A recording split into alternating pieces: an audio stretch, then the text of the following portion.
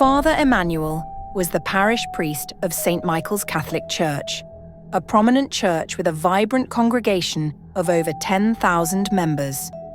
He was known for his humility, dedication to God's work, and strong moral teachings. He was supported by two other priests, Father Peter and Father James, who helped manage the growing parish and its numerous activities. Among the congregation was a widow named Mrs. Clara, a quiet but hard-working woman. She had a teenage daughter, Esther, and a young son, John. Clara had been a member of the parish for over 5 years and was known for her unwavering commitment to the church. She never missed Sunday Mass, weekday services, or any of the church's programs. She was also actively involved in the parish outreach team, often visiting neighbouring communities to share the Word of God and distribute church leaflets.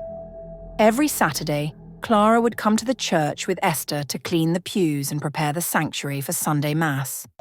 Even though the parish had employed cleaners, Clara never shied away from helping. Her devotion to the church was so evident that many parishioners admired her. Father Emmanuel began to notice Clara's dedication.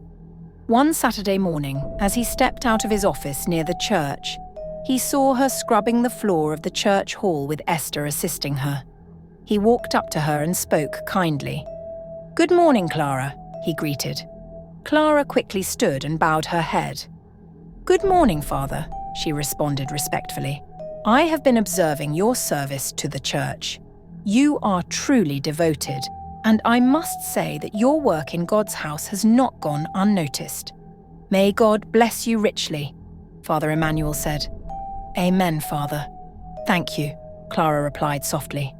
Father Emmanuel paused for a moment before asking, "Can you tell me a little more about yourself and your family?" Clara hesitated but eventually shared her story. She told him about her late husband, who had died 5 years earlier under mysterious circumstances. He went to bed one night in perfect health, but in the middle of the night, he suddenly screamed in pain. "I rushed him to the hospital, but he passed away before the doctors could do anything," she explained. "After his burial, my in-laws accused me of witchcraft and sent me and my children out of the family home. I had to rent a small room nearby and start selling vegetables at the market to make ends meet." Father Emmanuel was deeply moved. "It is clear that despite all your challenges, you have remained steadfast in your faith," he said. "Your service to God is admirable, and I want to support you." Clara looked at him in surprise. "Support me, Father?" she asked. "Yes. The parish owns a small flat near the church.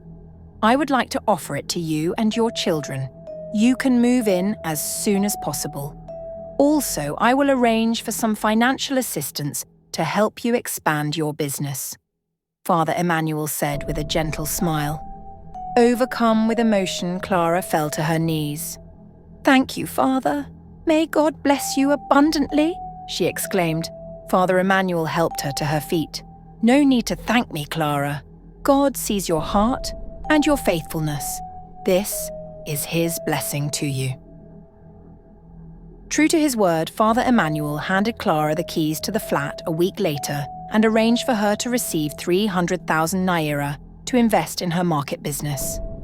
The parish community celebrated with her, praising God for His blessings upon her life. The flat was just a short walk from the church and the rectory where Father Emmanuel lived. Clara and her children quickly settled in and became even more involved in parish life. Esther often helped out at the church during her free time, running errands for the priests and assisting in the parish kitchen. Clara, believing that the church was the safest place for her children, felt immense gratitude. However, little did she know that her decision to entrust Esther to the care of the parish would lead to unimaginable pain. Esther quickly became familiar with the priests and their household. She was frequently asked to run errands for Father Emmanuel and assist in organising items in the rectory. Clara saw this as an opportunity for Esther to learn discipline and responsibility while being in the church environment, which she considered safe and holy.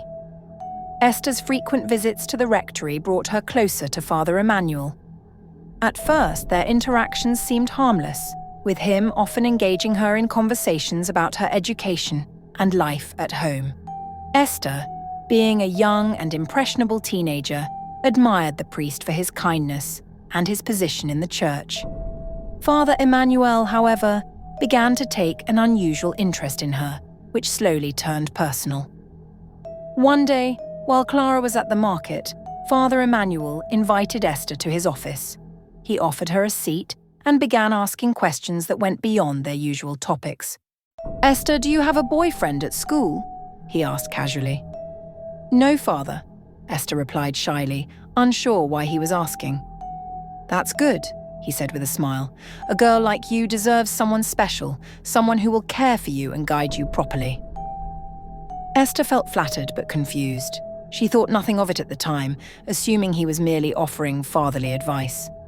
One evening, after a church program, Father Emmanuel asked to speak with Clara privately.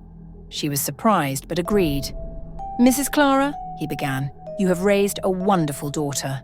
Esther is so well-mannered and intelligent.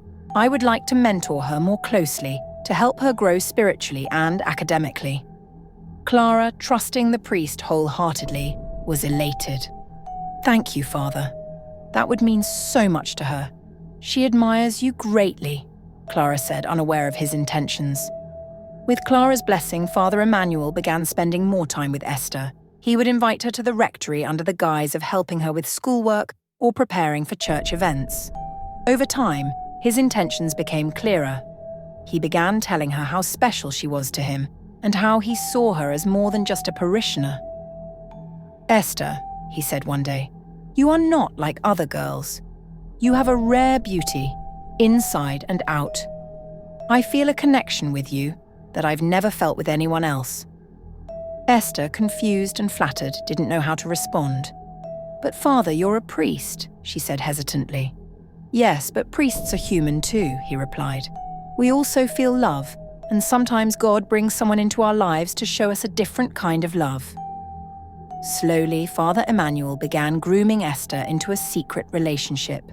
He convinced her that their connection was unique and divinely ordained, something no one else would understand. Esther, being young and naive, believed him. He would meet her in private, showering her with affection and promises of a future where they could be together. Meanwhile, Clara remained unaware of the developing relationship. She trusted Father Emmanuel implicitly and saw his attention to Esther as a blessing. She even encouraged Esther to spend more time at the church, believing it would strengthen her faith and discipline. As months went by, the relationship deepened. Father Emmanuel would write Esther letters, professing his love and promising to find a way for them to be together. Esther, though conflicted, became emotionally attached to him. She kept their relationship a secret, fearing that her mother or the church community would never understand. Father Emmanuel, despite his priestly vows, grew bolder in his advances toward Esther.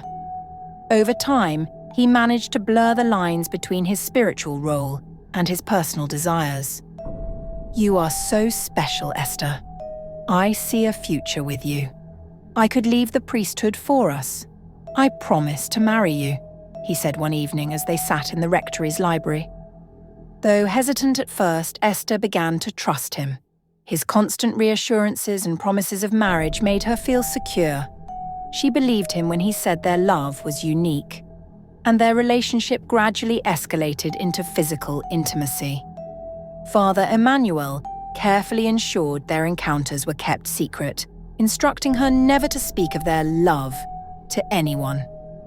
Months later, Esther began to experience unusual symptoms. She felt nauseous in the mornings, her appetite fluctuated, and she started feeling exhausted more often than usual. At first, she dismissed it as stress from school and church activities. However, when her clothes began feeling tighter around her waist, she grew concerned. Clara, her mother, noticed the changes in her daughter's behavior and appearance. One evening, while Esther was helping in the kitchen, Clara asked her gently, "Esther, are you feeling okay? You've been looking tired and haven't been yourself lately." Esther quickly shook her head, forcing a smile. I'm fine, Mama. Just a little tired from schoolwork and choir practice, she said, trying to sound convincing. Clara frowned but didn't press further.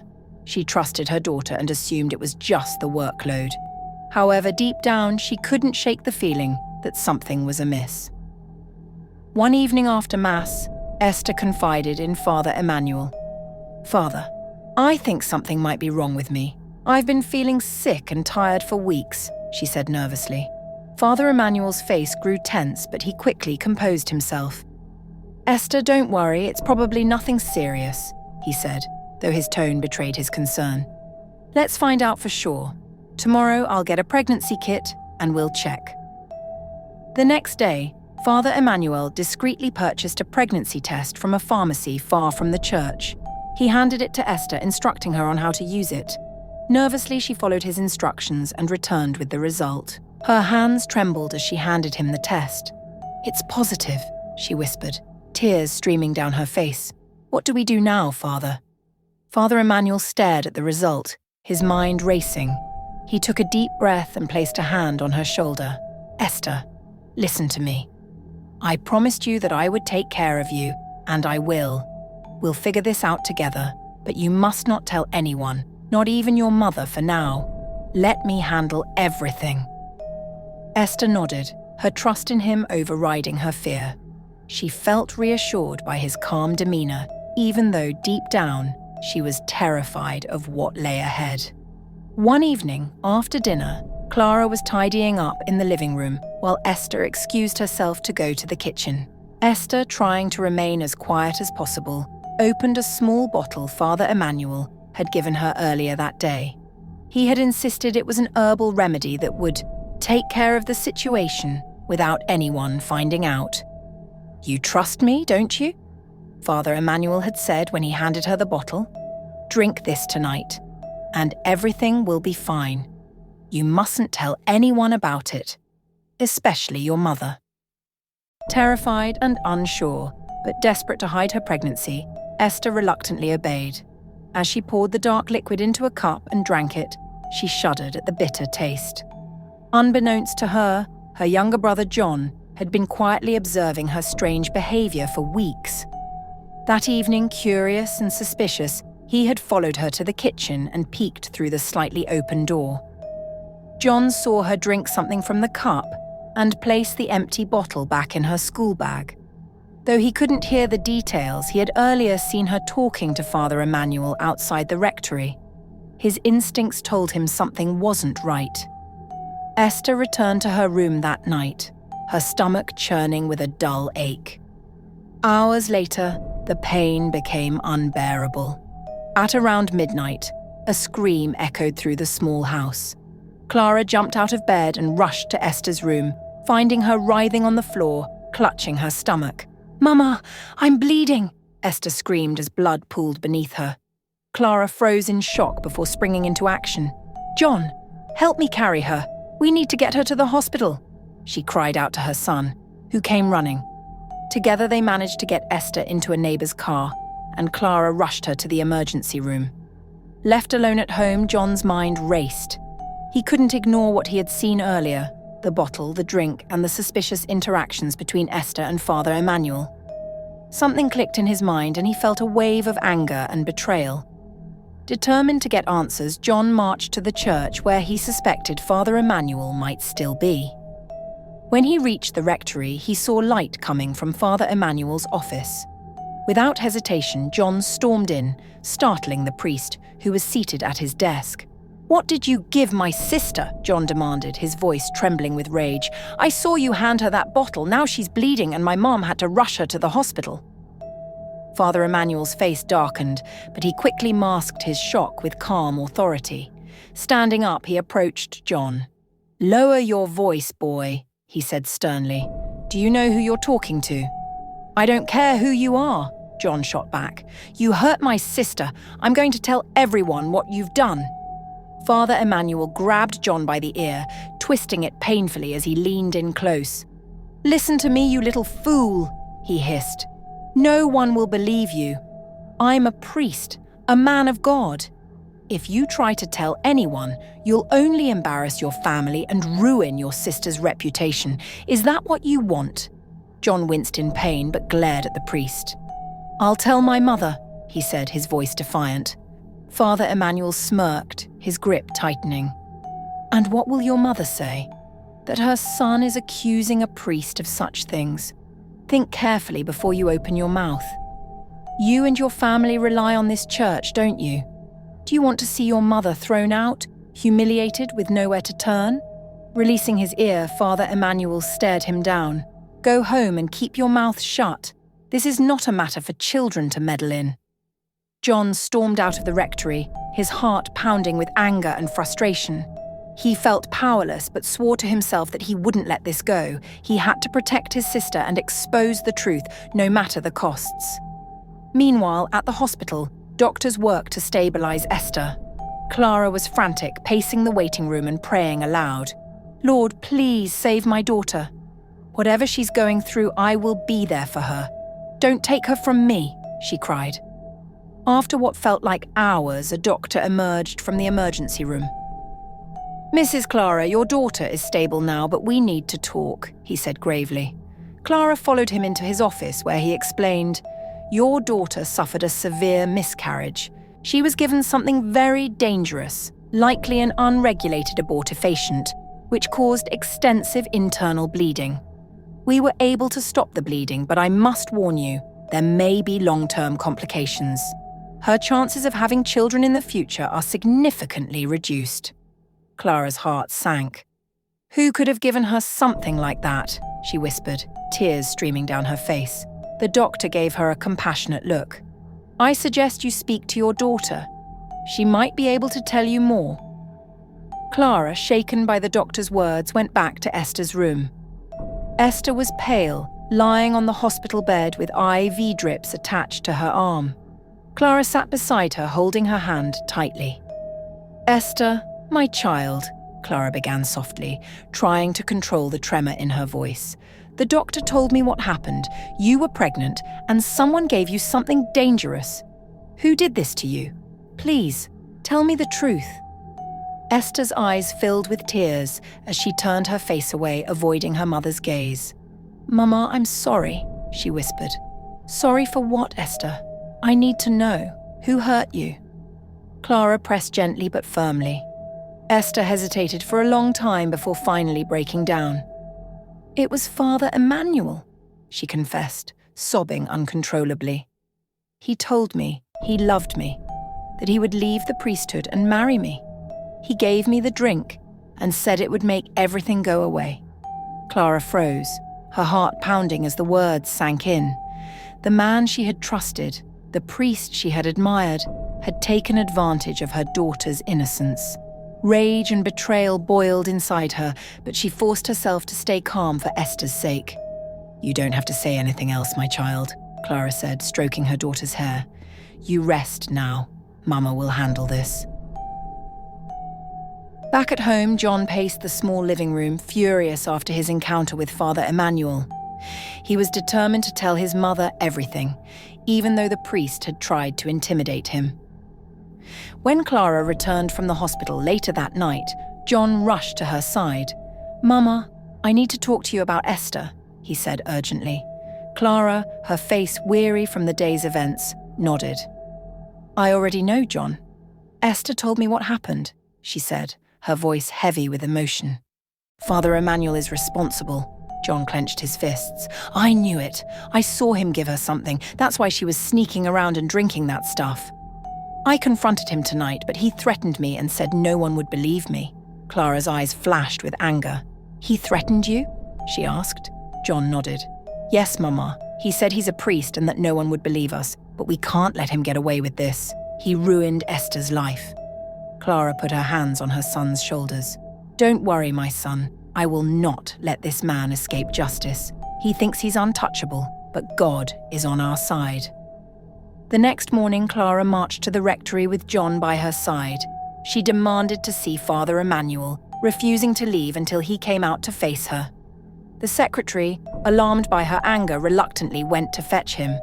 When Father Emmanuel finally appeared, his face was calm, but cold. "Clara," he said smoothly, "what brings you here so early in the morning?" "You know why I'm here," Clara said, her voice trembling with controlled rage. "You took advantage of my daughter.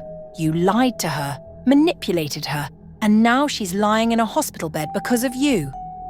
Father Emmanuel raised his hands in mock innocence. "Clara, those are serious accusations. Be careful with your words." "Don't you dare pretend," Clara shouted.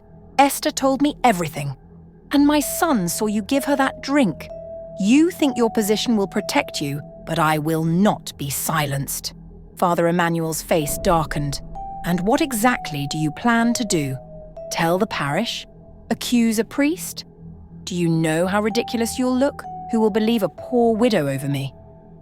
"I don't care what people think," Clara retorted. "You may be a priest, but you're also a man, and you will answer for what you've done." John stepped forward, glaring at Father Emmanuel. "You think you can intimidate us? You're nothing but a coward hiding behind your collar." Father Emmanuel smirked. "Watch your tongue, boy," he said. "This is a battle you can't win. I suggest you go home and let this matter rest." Clara pointed a finger at him. "This is far from over. You may think you're untouchable, but God sees everything. I will make sure you pay for what you've done to my daughter." Clara left the rectory, her mind racing with plans. She knew the church hierarchy might protect Father Emmanuel, but she couldn't let that stop her. She began documenting everything: Esther's confession, the doctor's report, and John's account of what he witnessed. She reached out to a local women's rights group for support and advice. They encouraged her to file a formal complaint against Father Emmanuel with the diocesan office and the police. Though it was a daunting step, Clara knew it was the only way to seek justice for her daughter. In the days that followed, Clara faced immense pressure from the church community to drop the matter. Parishioners whispered behind her back, accusing her of trying to tarnish the reputation of a holy man. But Clara stood firm, determined to fight for Esther's dignity and future. Clara wasted no time in taking action. She went to the diocesan office to report Father Emmanuel's misconduct. She presented the evidence she had: Esther's confession, John's testimony, and the doctor's report. However, the officials were dismissive, citing the lack of concrete proof and insisting that Father Emmanuel was an esteemed priest who would never commit such an act. "Mrs. Clara," one of the church officials said condescendingly, "these are serious allegations against a man of God. We must tread carefully. Accusations like this can damage the reputation of the church, and we wouldn't want that." Clara's eyes burned with anger. Reputation? What about my daughter's life? What about the damage done to her? She retorted. "If you won't take action, I will." She left the diocesan office and went straight to the police station. There, she filed a formal complaint against Father Emmanuel, detailing everything that had happened. The police promised to investigate, though Clara could sense their hesitation. Accusing a priest was no small matter, and the officers seemed wary of the backlash. News of the complaint quickly spread through the parish. Many parishioners sided with Father Emmanuel, refusing to believe he could be guilty of such an act. Some accused Clara of trying to extort money from the church, while others whispered that Esther must have been a willing participant. Why didn't she raise this earlier? She's only speaking up now because she wants attention, one woman said during a church gathering. Clara and her children faced increasing hostility. Some neighbours stopped speaking to them, and Clara's market stalls suffered as customers avoided her. But despite the pressure, Clara stood firm. She refused to let the community's judgment silence her. One evening, as Clara walked home from the market, she was approached by a group of parishioners. They surrounded her, their faces angry. "Why are you trying to destroy the church, Clara?" one man demanded. "Do you know what this is doing to our parish?" "I'm not destroying anything," Clara replied, standing her ground. "I'm seeking justice for my daughter." "Justice?" another woman scoffed. "Your daughter seduced Father Emmanuel. He's a good man. You're the one ruining his life." Clara pushed past them, her heart heavy but her resolve unshaken. "The truth will come out," she said quietly. After weeks of investigation, the police finally summoned Father Emmanuel for questioning. Clara and Esther were asked to give their statements again, and the police cross-referenced their accounts with John's testimony and the medical report. Faced with mounting evidence, the police decided to arrest Father Emmanuel. The news sent shockwaves through the parish. On the day of his arrest, some parishioners gathered outside the rectory, shouting and praying for his release. As he was escorted out in handcuffs, Father Emmanuel maintained his composure. "These are lies," he told the crowd. "This is the devil's work, trying to destroy God's servant. Pray for me." Clara watched from a distance, her emotions a mixture of relief and lingering anger. She knew the fight wasn't over. The case would go to court, and she would have to face more challenges. The trial was grueling. Father Emmanuel's defense team painted him as a victim, accusing Clara of fabricating the story for financial gain. They questioned Esther's credibility, bringing up her youth and implying she had misunderstood Father Emmanuel's intentions. Clara's lawyer countered with the evidence: Esther's testimony, the doctor's report, and John's account of seeing Father Emmanuel give Esther the drink. They argued that Father Emmanuel had abused his position of power to manipulate and exploit Esther. Esther took the stand, trembling as she recounted her experiences. "He told me he loved me," she said tearfully. "He promised to marry me. I trusted him because he was a priest. But he lied." Father Emmanuel's expression remained calm throughout the trial, but his carefully cultivated image began to crumble as more details emerged. The prosecutor revealed that other women had come forward with similar accusations, though none had pursued legal action. After weeks of testimony and deliberation, the court found Father Emmanuel guilty of sexual misconduct, abuse of power, and causing harm through unsafe medical practices. He was sentenced to several years in prison, and the diocese was ordered to compensate Clara and her family for the harm caused. Clara felt a sense of vindication as the verdict was read, though the victory was bittersweet. Esther's life had been forever changed, and the road to healing would be long. With Father Emmanuel behind bars, the parish community slowly began to accept the truth. Some parishioners apologized to Clara, acknowledging that they had been wrong to judge her. Others, however, remained loyal to Father Emmanuel, claiming he had been wrongly convicted. Clara focused on rebuilding her family's life. She enrolled Esther in therapy to help her heal emotionally and spiritually. John became more protective of his sister, vowing to always stand by her. Though the scars of the ordeal remained, Clara found solace in her faith. "God gave me the strength to fight for my daughter," she often said, "and He will guide us as we move forward." Esther, though scarred, began to find her voice. She used her experience to advocate for other young girls, speaking at local schools and community events about the importance of recognizing and reporting abuse. For Clara and her family, the battle had been painful, but it had also taught them resilience, courage, and the power of standing up for the truth.